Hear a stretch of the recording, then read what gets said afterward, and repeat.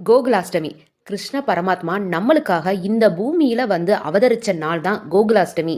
சிறையில அஷ்டமி திதி ரோகிணி நட்சத்திரத்துல வசுதேவர் தேவகிக்கு 8வது மகனாக வந்து அவதரித்தவர் தான் கிருஷ்ணர்.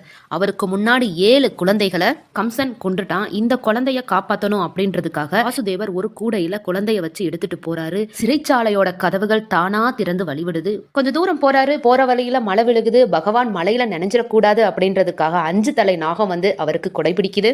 அண்ட சராசரங்களும் கட்டுப்பட அசரீரி ஒலித்தது போல் ஆயர்பாடியில கொண்டு வந்து சேர்க்கிறாரு அந்த குழந்தைய. சிறைச்சாலையில பிறந்து ஆயர்பாடியில வளர்ந்து தன்னோட கண் பார்வையிலே உலகத்தை காத்து ரட்சிக்கும் பரம்பொருள். அதனாலதான் அவரை கண்ணன் அப்படின்னு சொல்லிட்டு அழைக்கிறாங்க. இப்படிப்பட்ட அற்புதமான தெய்வம் அவதரித்த இந்த நாளை தான் நம்ம கிருஷ்ண ஜெயந்தி அப்படின்னு கொண்டாடுறோம். ஆயர்பாடி மாளிகையில் தாய் மடியில் கன்றினை போல் மாய கண்ணன் தூங்குகின்றான் தாலிலோ.